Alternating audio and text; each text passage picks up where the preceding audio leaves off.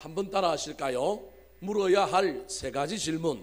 물어야 할 세 가지 질문. 우리나라와 전 지구상에 지금 열풍이 걷는 것, 트레킹이 열풍입니다. 트레킹을 좋아하는 사람들에게는 걷기 좋은 길 성지가 있습니다. 우리나라의 트레킹의 성지는 물론 제주도에 있는 올레길이라고 할 수 있습니다. 그렇다면 세계인들에게 가장 걷기 좋은 길은 어떤 길일까요? 단연코 세계에서 제일 유명한 트레킹의 성지는 칠레에 있는 산티아고의 순례길이라고 하는 곳입니다. 이 길이 유명하게 된 데는 한 사람의 공헌이 큽니다. 그 전부터 있었지만 이 길이 세계에 알려지고 세계 많은 사람들에게 사랑을 받게 된 것은 브라질의 소설가 파울로 코엘료라고 하는 사람 때문입니다. 이 사람이 1986년에 이 산티아고 순례길을 걸었습니다. 그리고 그가 이 길을 걷고 난 다음에 지은 책이 순례자라고 하는 책이고 1988년에 그 다음에 펴냈던 책이 그 유명한 연금술사라고 하는 책입니다. 이 책들이 히트하면서 그리고 이 책에 나오는 그의 묵상, 그의 수많은 이야기가 많은 사람들에게 읽혀지면서 야, 이 길을 걸어보는 것이 참 좋겠구나. 이 길을 걸으면 뭔가 내가 영성가가 되겠구나 하는 일들이 생겨나게 되었습니다. 이 파울로 코엘류가 이 길을 걸으면서 많은 질문을 자기에게 했습니다. 나는 어디서부터 어디로 가는가? 나는 지금 어디에 서 있는가? 나는 무엇을 하고 있는가? 열심히 길을 걷는 가운데 질문을 했습니다. 우리도 길을 걷다 보면 특별히 홀로 길을 걸을 때 이 길을 걷는 유익이 그냥 무턱대고 걷는 것이 아니라 길을 걷는 가운데 묵상하게 되고 사색하게 되고 인생의 궁극적인 질문들을 하는 일들 가운데 그 해답을 찾고 깨달음을 얻는 놀라운 일들을 발견하게 되는 것입니다. 이렇게 육신의 길을 걷는 것도 중요하지만 저와 여러분은 신앙생활을 하면서 신앙의 길을 걸어가고 있습니다. 신앙의 길을 걸어가는 사람들을 뭐라고 얘기하느냐 하면 순례자 그렇게 얘기합니다. 신앙의 순례자들이 순례의 길을 걸어갈 때 앞만 보고 달려가면 안 됩니다. 그냥 목표 중심으로 달려가기만 하고 무엇을 느끼지 못하면 큰일 납니다. 방향이 맞는지, 내가 지금 잘 가고 있는지, 내 신앙의 상태, 영적인 상태는 어떠한지 물어야 합니다. 그래서 겸손한 지혜자, 겸손한 순례자는 하나님께 부지런히 묻습니다. 뿐만 아니라 신앙의 대선배들, 신앙의 멘토, 코치들, 정면교사와 같은 사람들에게 어떻게 살아야 합니까? 어떻게 신앙생활을 해야 합니까? 묻게 되어 있습니다. 그런데 이 두 가지도 중요하지만 날마다 저와 여러분이 나 자신에게 물어야 합니다. 그래서 내가 지금 신앙생활을 제대로 하고 있는가? 지금 내가 어디에서 떨어졌는가? 내가 방향이 맞고 있는가? 초점은 흐려지지 않았는가? 영적인 하장은 지금 어떤 상황에 있는가? 늘 물어보고 살펴야 합니다. 이 길을 걷고 난 다음에 이 파울로 코엘류라고 하는 사람이 그래서 이런 유명한 이야기를 그의 책에 남겼습니다. 현명한 사람은 질문으로 넘치고 어리석은 사람은 대답, 즉 말과 주장으로 넘친다라고 하는 말을 그의 책에 기록하고 있습니다. 사랑하는 성도 여러분, 지금 저와 여러분은 무엇으로 넘치고 있습니까? 사람의 말에만 너무 귀를 기울이고 있지는 않습니까? 하나님께 물어야 합니다. 주변의 신앙의 선배들에게 물어야 합니다. 내 안에 질문이 넘쳐야 합니다. 오늘 본문 말씀은 우리가 너무도 잘 알고 있는 아람 나라의 군대 장관 나아만이 문둥병을 고치는 놀라운 이야기가 기록되어 있습니다. 그런데 오늘 본문에는 총 5명의 주요 등장인물들이 나타나 있습니다. 첫 번째로는 당연히 나아만이고 두 번째로는 이 나아만의 고침을 받을 수 있도록 알려준 어린 계집종 하나가 나옵니다. 세 번째가 바로 아람 나라의 왕이 북이스라엘 왕에게 친서를 보내게 되는데 등장하고요. 그 친서를 받게 된 네 번째 북이스라엘 왕이 오늘 본문에 등장합니다. 그리고 마지막으로 등장하는 인물이 드디어 이 나아만을 고쳐줄 처방을 가지고 있었던 엘리사라고 하는 선지자가 등장합니다.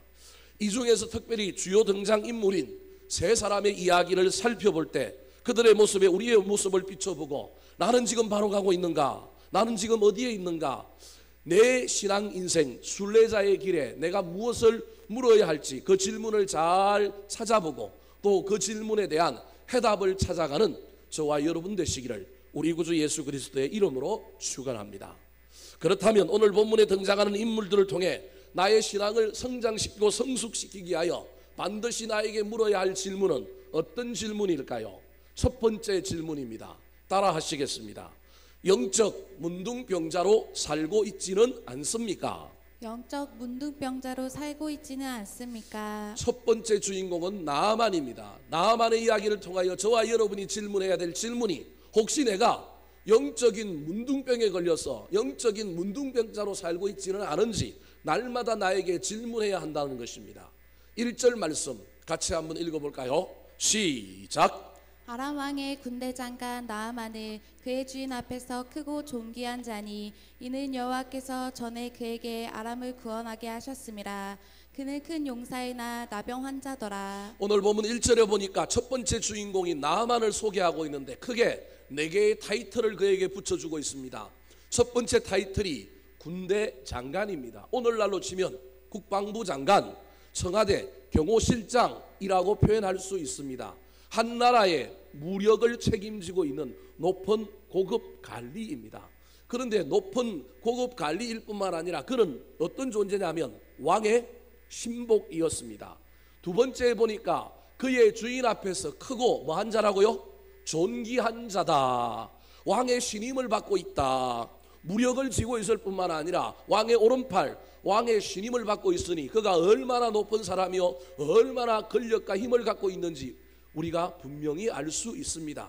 그런데 또 다른 하나는 그는 국민들에게도 인기 있는 사람이었습니다. 왜 그랬느냐 하면 중간에 보니까 이는 여호와께서 전에 그에게 아람을 구원하게 하셨음이라. 나라를 구원함으로 말미암아 백성들에게도 인기가 있는 지도자인 거예요. 군대 장관입니다. 무력을 갖고 있어요. 그 다음에 또 뭐가 있느냐 하면 왕의 오른팔로 신임을 받아요. 왕의 신임만 받고 있는 것이 아니라 백성들의 지지와 백성들의 여론이 그에게 몰려있는 사람입니다.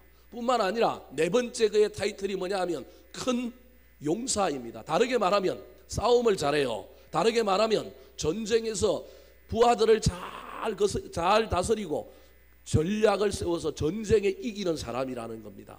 오늘날에도 이성이 지배하는 시대요, 지식과 정보가 판을 치는 시대지만 그래도 한 개인의 입장에서 보면 힘이 약한 것보다 힘이 센 사람이 얼마나 유리한지 모릅니다. 그런데 이 나아만은 힘이 셌을 뿐만 아니라 전쟁을 잘하고 자기 자신을 지킬 수 있는, 그리고 많은 부하들을 잘 다스릴 수 있는 리더십까지 가지고 있는 큰 용사였습니다. 그럼에도 불구하고 이 모든 앞에 있는 타이틀은 그의 본질이 아닙니다. 그의 본질은 제일 마지막에 나옵니다. 사람 말은 끝까지 들어봐야 합니다. 중요한 말은 제일 뒤에 나옵니다. 그는 큰 용사이나 나병 환자였더라. 그의 본질, 그의 정체성은 나병 환자, 문둥병자였다라는 것입니다. 큰 용사이나 라고 하는 말에 그러나 라고 하는 접속사가 저 안에 들어있는 것입니다. 앞에 말이 중요한 것이 아니라 제일 뒤에 나오는 말, 즉 문둥병자라고 하는 그의 정체성이 훨씬 더 중요합니다. 사랑하는 성도 여러분, 이 나아만은 비록 믿지 않는 사람이요 이방 사람이지만 저는 이 나아만이 오늘을 살아가는 저와 여러분의 대표 인물이라고 말하고 싶습니다. 모든 것을 두루 갖추고 완벽한 인간이지만 그 완벽한 인간의 모든 정체, 모든 본질은 나병 환자라는 겁니다. 죄인이라는 말입니다. 고침을 받아야 할 문제 있는 인간들이라는 것을 저와 여러분이 잊어버리면 안 됩니다. 그런데 우리는 내가 완벽하다, 나는 괜찮다, 나는 문제없다, 신앙생활 잘하고 있다, 사회생활 이쯤이면 되지라고 하는 안일감과 우리의 교만에 빠져 살고 있는지도 모릅니다. 재미난 것은 육신의 나병에 걸렸던 이 나아만은 자기가 나병 환자인 줄 알았습니다. 문둥병자인 줄 알았습니다. 그래서 그는 많은 돈을 쓰고 그가 가지고 있는 모든 권력을 다 동원하여 그 병을 고치고자 애를 쓴 사람입니다. 문제가 있는데도 문제를 모르는 것이 아니라 문제가 있는 것을 알고 그 문제를 고치려고 하는 사람에게는 반드시 희망이 있고 소망이 있을 뿐만 아니라 복을 받게 되어 있습니다. 그래서 그의 이야기의 마지막은 그가 그것을 고쳐서 그의 살이 어린아이 살처럼 희게 되었더라라고 성경은 말하고 있습니다.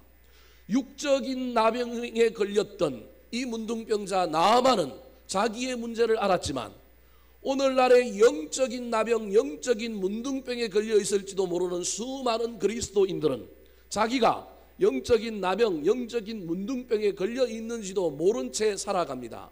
물론 우리는 예수 믿고 다 구원받았습니다. 죄인에서 의인이 되었습니다. 그렇다면 죄인에서 의인이 되었다고 한다면 저와 여러분에게 무엇이 있어야 하냐면 구원의 감격이 있어야 합니다.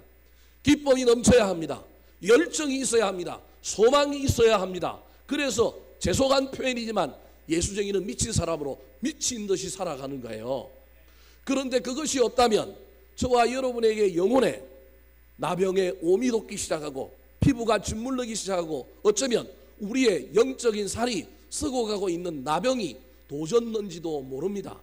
재미난 것은 영적인 나병에 걸린 사람들이 그것을 걸렸다고 생각하지 못하는 것입니다.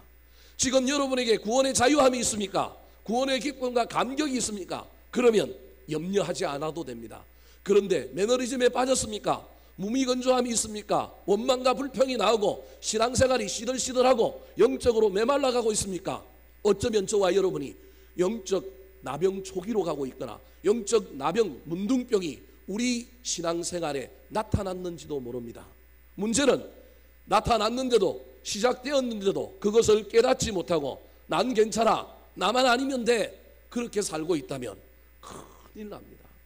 나아만처럼 저와 여러분이 우리의 신앙을 되돌아보고 날마다 나에게 혹시 나는 영적 문둥병자로 살고 있지는 않은지 다시금 살펴보고 우리도 엘리사 선지자를 만나야 합니다. 말씀을 받아야 합니다. 요단강의 은혜의 강물에 다시 우리를 잠가서 우리를 씻어야 합니다. 그래야 비극을 겪지 않습니다. 그래야 살이 썩지 않게 될 것입니다. 사랑하는 성도 여러분, 지금 저와 여러분은 어떤 영적인 상태를 유지하고 있습니까? 정직하게 우리 주님 앞에 나아가서 내가 지금 구원의 기쁨, 구원의 열망, 구원의 감격을 가지고 살고 있는지 다시 한번 살펴보고 혹시 내가 믿음에서 떨어졌고 은혜에서 떨어졌다고 한다면 내가 영적인 문둥병자가 되어가고 있는데 그것도 모르고 살아가고 있구나. 영적인 문둥병자의 특징은 무엇인지 아십니까? 문둥병자들은 살이 썩어도 고름이 나도 살점이 떨어져 나가도 알까요? 모를까요? 모릅니다. 이게 문둥병의 특징입니다. 깨닫지 못합니다. 그래서 코를 풀다가 코를 풀었는데 코가 풀리는 것이 아니라 코에 살점이 떨어져 나가고 살이 문드러지는데도 모르는 것이 영적인 문둥병이라고 하는 사실을 잘 기억하여 깨닫지 못하고 있다면 하나님 영적인 분별력을 허락하여 주시옵소서. 순례의 길을 걸어가는 가운데 영적으로 자기 성찰을 하게 하여 주시어서 날마다 나에게 질문하는 가운데 내 상태를 깨닫고 엘리사 선지자에게로 가고 말씀을 받고 은혜의 강물에 나를 씻어 다시금 정결케 하고 다시금 겸손케 하고 은혜의 자리로 나아가는 제가 되게 도와주시옵소서. 기도하며 나아가는 저와 여러분 되시기를 예수님의 이름으로 축원합니다. 두 번째로 영혼의 순례자의 길, 신앙의 순례자의 길을 걷는 사람이 그 길을 걸을 때 어떤 질문을 해야 할까요? 따라 하시겠습니다. 부르신 곳에서 예배자로 살고 있습니까? 두 번째로 저와 여러분이 질문해야 될 신앙의 순례의 길을 갈 때 질문해야 될 질문이 난 예배자로 살고 있는가? 교회에서도 예배자뿐만 아니라 삶의 현장 나를 부르신 그곳에서 예배자로 살고 있느냐? 그 질문을 해야 합니다. 이 질문의 주인공이 누구냐 하면 바로 오늘 본문에 나오는 두 번째 주인공, 이 아람 나라의 군대 장관 나아만에게 좋은 소식, 나을 수 있는 길을 알려줬던 한 어린 계집종의 이야기입니다. 오늘 본문을 읽을 때 우리는 누구에게 더 집중하느냐 하면 고침을 받은 나아만 뿐만 아니라 그를 고쳐주었던 엘리사 선지자의 능력에 대하여 많은 포커스를 맞추고 오늘 본문을 읽습니다. 그런데 제가 보기엔 그것도 중요하지만 놓치지 말아야 될 또 다른 한 인물이 바로 오늘 지금 두 번째로 제가 소개하고 싶은 이 어린 계집종입니다. 이 어린 계집종이 어쩌면 저와 여러분의 삶입니다. 우리가 뭐 꼭 그렇게 되지 말라는 법은 없지만 우리가 그죠? 엘리사처럼 큰 능력을 해갈 수는 없지 않겠습니까? 그렇다면 오늘 본문에서 실제로 우리 삶의 모델이 되는 사람은 바로 이 어린 계집종입니다. 자, 이 계집종에서 무엇을 배워야 할까요? 2절 말씀 같이 읽겠습니다.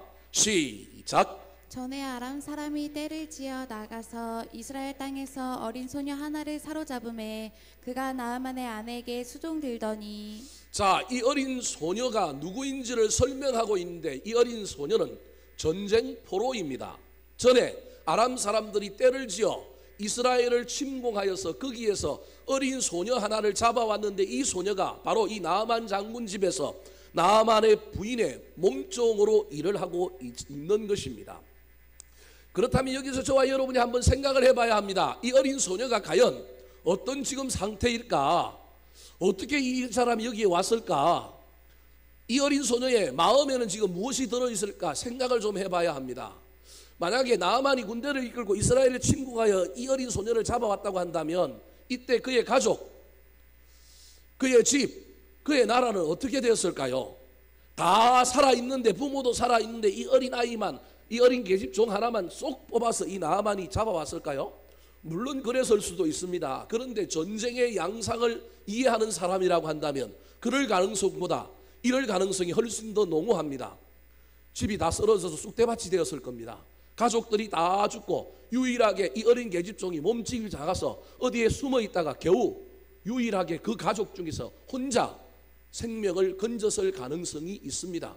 어린아이요 무력이 없으니 그래 포로로 잡아가서 종으로 쓰겠다. 그래서 나아만이 이 어린 계집종을 자기 집에 포로로 잡아와서 자기 아내의 몸종으로 사용했을 것입니다.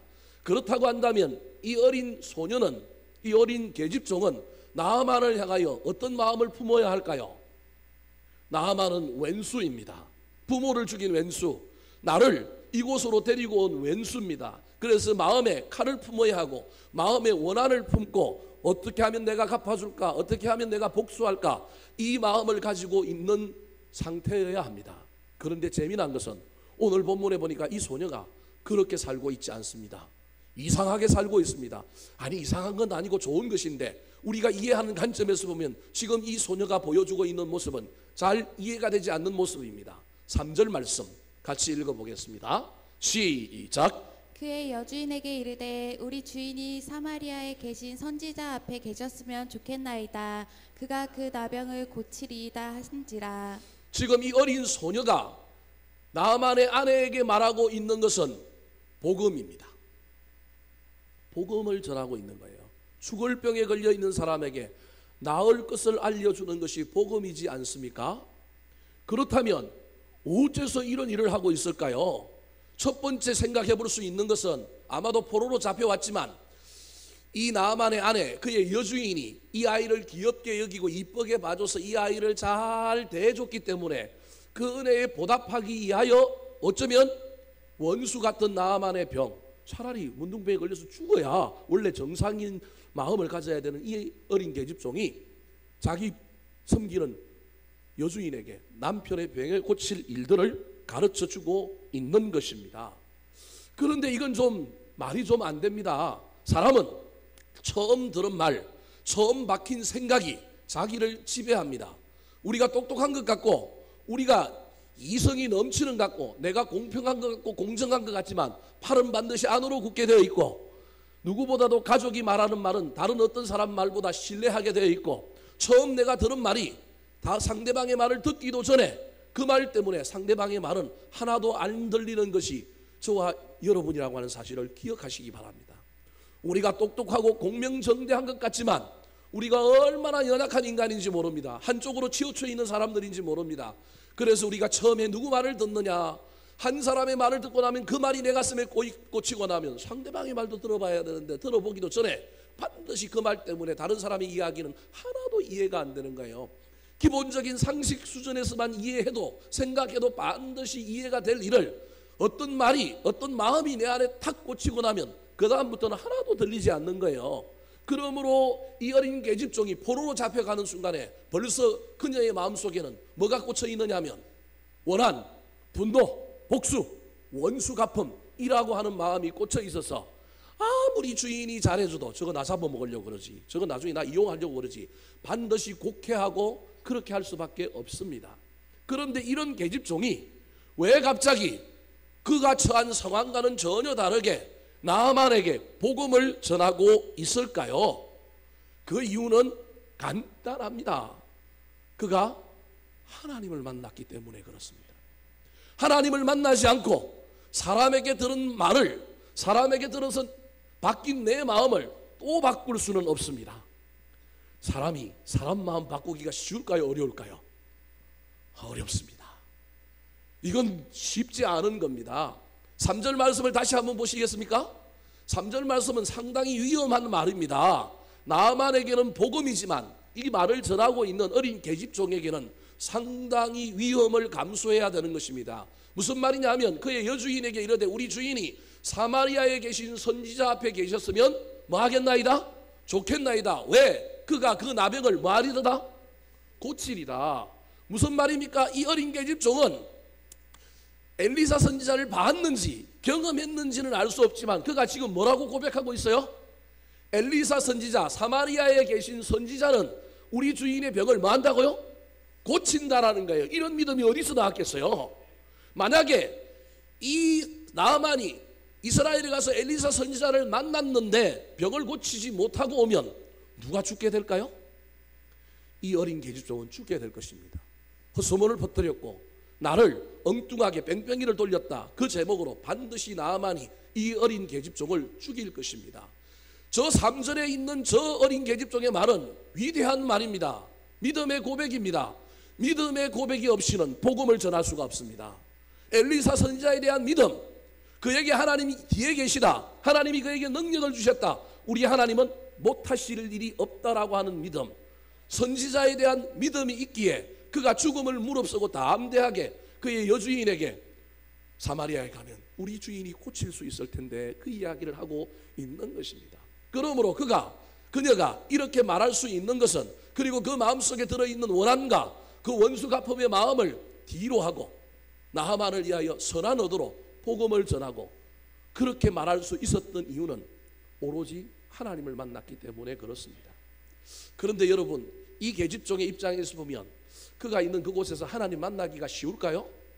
상황과 환경을 보면 하나님 만나기가 쉽지 않습니다. 포로로 잡혀왔습니다. 신앙생활이 힘듭니다. 부모가 죽었습니다. 타국 만리에서, 그것도 어린 나이에 몸종으로서 허들의 일, 육신의 일을 감당해야 했습니다.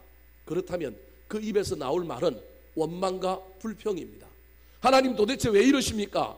왜 나를 이런 곳에 보냈습니까? 왜 나에게 이런 상황을 주십니까? 그것이 이 소녀의 삶의 태도요, 그 소녀의 입에서 나올 이야기입니다. 그래서 그는 환경도 지옥, 그의 영적인 상태도 지옥이었을 것입니다. 그런데 그가 전혀 그런 삶을 살고 있지 않습니다. 아까 여주인에게 종인 이 계집종이 이야기하는 것으로 보아서 여주인과의 관계가 좋은 것입니다. 그것은 지금 그가 비록 상황은 지옥과 같은 문제 있는 상황이지만 그의 영적인 상태, 그 상황 속에서 살고 있는 그의 삶의 자세는 지옥이 아니라 천국이라는 겁니다. 그 이유의 비결이 그가 하나님께로부터 부르심을 받은 그 종이라고 하는 자리에서 종처럼 원망하고 불평하고 산 것이 아니라 하나님을 만나고 하나님께 예배하고 하나님께 은혜 받음으로 말미암아 그 은혜가 그 자신 속에 있는 그 내면 속에 있는 복수, 원수 갚음을 뒤집어 놓은 겁니다. 그의 삶의 태도를 바꾼 겁니다. 원망과 불평이 아니라 성실한 일꾼으로 살게 만들어서 주인에게도 인정받고 사랑을 받는 위치로 만들어 놓은 것입니다. 사랑하는 성도 여러분, 지금 여러분의 상황과 환경은 어떻습니까? 그 속에서 여러분은 지금 어떻게 살고 있습니까? 혹시 원망하고 불평하고 여러분의 상황과 환경 속에 여러분 자신을 지옥의 구렁텅이로 몰아넣고 있지는 않습니까? 부르신 곳에서 하나님을 만나시기 바랍니다. 하나님께 물으시고 왜 이런 이 상황을 주셨습니까? 그래서 깨닫고 알게 되고 그 속에서 다시 은혜를 받아서 상황과 환경을 바꾸시면 좋겠습니다. 오늘 본문에는 이 이후에 이 여인의 이 계집종이 어떤 삶을 살았는지에 대하여 기록하고 있지는 않습니다. 저는 오늘 본문을 읽으면서 제 나름대로의 상상력을 가지고 그 이후의 이야기를 생각해 봅니다. 고침을 받았던 나아만이 돌아와서 이 어린 계집종에게 상을 줬을 겁니다. 어쩌면 이 어린 계집종의 신분을 바꾸어져서 너는 종이 아니다, 자유자다, 네 고향으로 돌아가라 하는 놀라운 역사가 일어났을 것입니다. 부르신 곳이 어느 곳이든지 간에 그곳에서 하나님을 만나고 은혜를 경험한 사람이 은혜롭게 그 은혜를 유통하며 살면 남도 살릴 뿐만 아니라 자기 인생도 변한다는 사실을 잘 기억하여 지금 내가 부르신 곳에서 무엇을 하고 있는가, 부르신 곳에서 나는 은혜 받고 있는가 아니면 은혜를 유통하고 있는가, 그렇지 않고 내가 혹시 원망하고 불평하고 비난하고 비판하고 있지는 않은지 잘 살펴보아서 자기 자신에게 물으시기 바랍니다. 난 지금 부르신 곳에서 어떻게 살고 있는지를 다시금 내 자신에게 물어보고 삶을 바꾸고 환경을 바꾸며 나아가는 저와 여러분 되시기를 예수님의 이름으로 축원합니다. 마지막으로 신앙의 순례의 길을 걸을 때 저와 여러분이 우리 자신에게 물어야 할 질문이 무엇일까요? 세 번째 질문입니다. 따라하시겠습니다.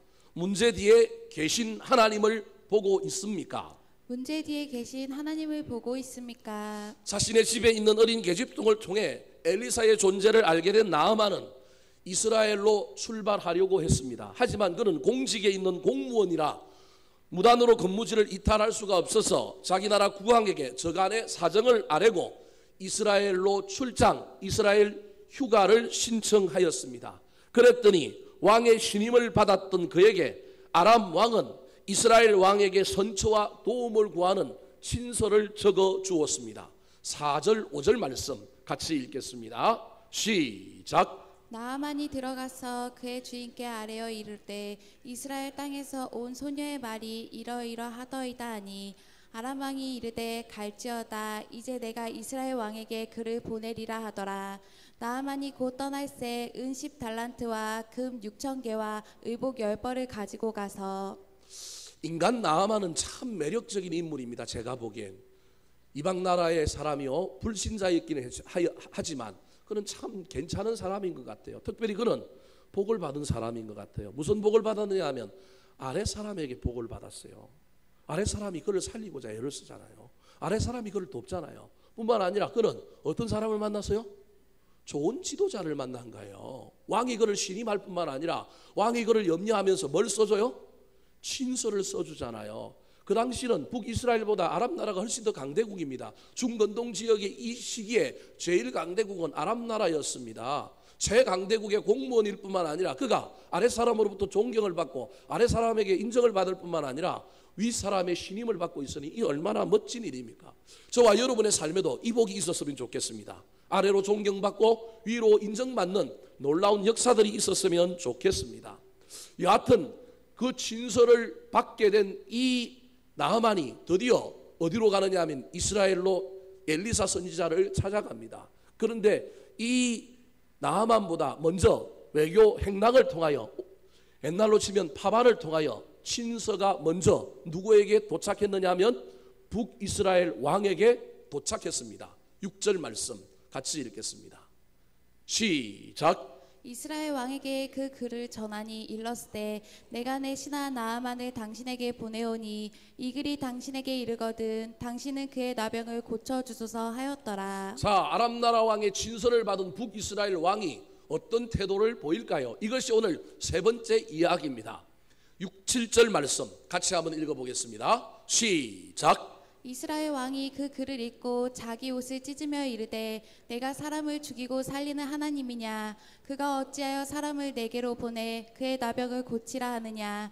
너희는 깊이 생각하고 저 왕이 틈을 타서 나와 더불어 시비하려 함인 줄 알라 하니라. 네, 저 말씀을 자세히 보시기 바랍니다.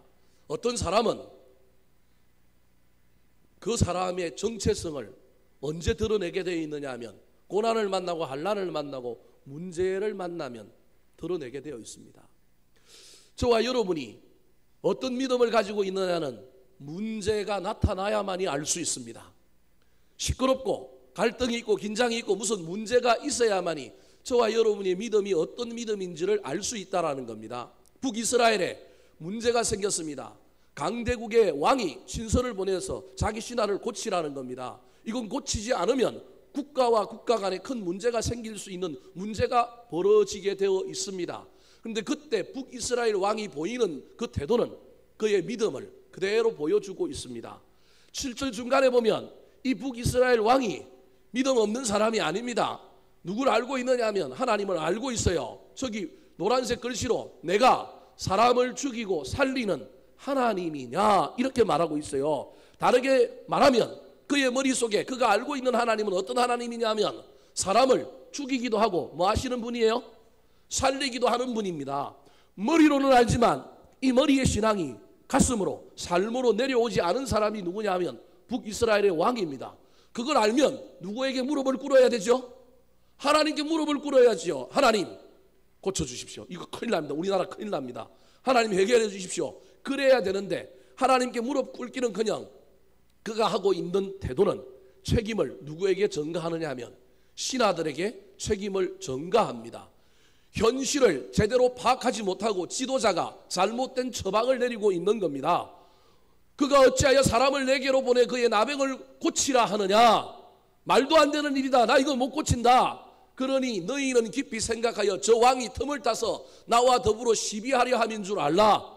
신하들에게 책임을 전가하는 거예요. 너희들이 해결해라 뿐만 아니라 나만이 온 건 병 고치러 온 게 아니라 저 작전이다. 저거 못 고칠 줄 알고 이미 단념해버린 거예요. 못 고칠 줄 알고 못 고치는 순간에 아람 나라가 우리나라와 전면전할 거다. 대비해라. 성을 쌓아라. 국방을 튼튼히 해라. 신하들에게 나라의 운명을 책임지우고 있는 것입니다.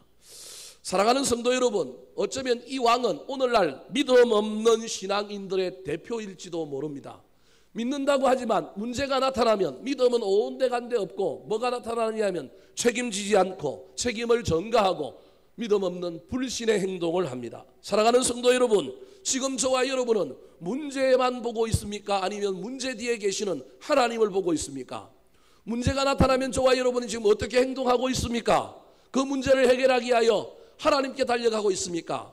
물론 오늘 본문 7절에 보면 이 왕이 옷을 찢었다고 이야기하고 있습니다. 구약성경에 옷을 찢었다고 하는 말은 회개한다는 의미가 그 안에 담겨 있습니다. 하지만 옷을 찢었다고 회개가 아닙니다. 구약성경의 회개의 명확한 표현은 옷을 찢고 죄를 뒤집어 썼고 여호와 앞에 나아가더라. 옷을 찢고 금식하며 주님 앞에 있더라. 이것이 명확한 회개의 표현입니다. 단지 옷만 찢고 있는 것입니다. 신앙의 형식만 있는 것입니다. 이와는 달리 지도자가 되어 책임도 지지 않고 책임을 전가하고 문제만 바라보고 두려워하고 겁먹고 있는 이런 지도자와 달리 이 문제 앞에 책임을 지는 사람, 위기를 기회로 만드는 사람이 등장합니다. 그가 누구냐면 바로 엘리사입니다. 8절 말씀 같이 한번 읽어볼까요? 시작. 하나님의 사람 엘리사가 이스라엘 왕이 자기의 옷을 찢었다 함을 듣고 왕에게 보내 이르되 왕이 어찌하여 옷을 찢었나이까? 그 사람을 내게로 오게 하소서. 그가 이스라엘 중에 선지자가 있는 줄을 알리이다 하니라. 그가 이스라엘 중에 선지자가 있는 줄을 제가 알게 하겠습니다. 제가 책임지겠습니다. 왕이여 놀라지 마십시오. 책임져야 할 사람은 책임을 안 지고 책임 안 져도 되는 사람이 책임지겠다고 말하고 있는 것입니다. 사랑하는 성도 여러분, 저와 여러분도 할 수만 있다면 책임지는 사람이 되었으면 좋겠습니다. 특별히 저와 여러분이 능력이 있어서 잘나서 책임지는 것이 아니라 내 뒤에 하나님이 계시다.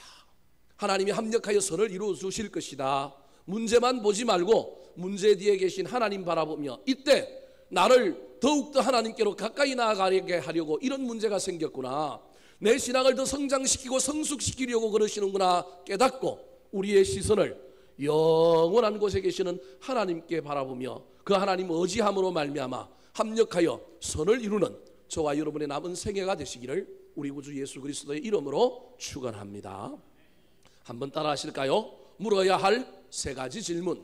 물어야 할 세 가지 질문. 영적 문둥병자로 살고 있지는 않습니까? 영적 문둥병자로 살고 있지는 않습니까? 부르신 곳에서 참 예배자로 살고 있습니까? 부르신 곳에서 참 예배자로 살고 있습니까? 문제 뒤에 계신 하나님을 보고 있습니까? 문제 뒤에 계신 하나님을 보고 있습니까? 기도하겠습니다.